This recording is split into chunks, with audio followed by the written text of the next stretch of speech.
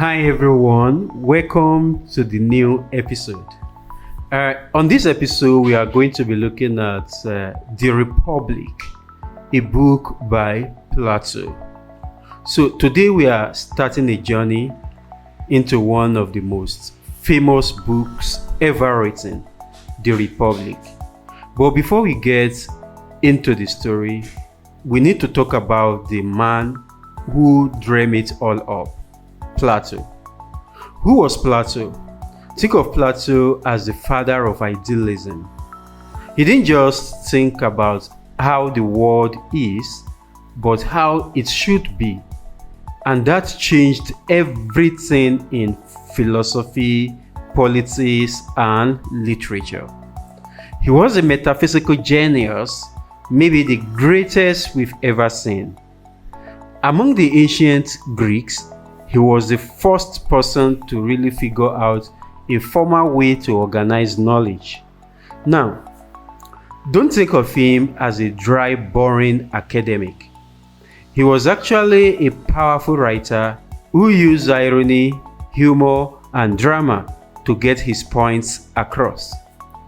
His work laid the foundation for how we think about logic and psychology today. Plato really believed that there is a truth higher than just what we experience with our five senses.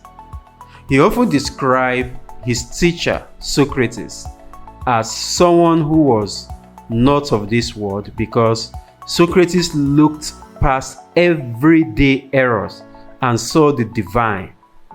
Plato was so far ahead of his time that he was already dreaming about things like women being equal to men and the importance of the rule of law centuries before they became a reality. What is the Republic? What is the book itself all about? Now, let's look at the book itself. The Republic is Plato's greatest masterpiece. You can think of it as the center of his whole world, where all his other ideas come together. The main thing he's doing here is trying to interweave everyday life with deep thinking. The whole book is really one big search for justice. Plato treats the state or the city as the visible body of justice, while justice itself is the soul. He uses a beautiful image to describe this. He says justice and the state are like the warp and the woof, the vertical and the horizontal threads that hold the entire fabric of human society together. He actually had an even bigger plan for this book originally.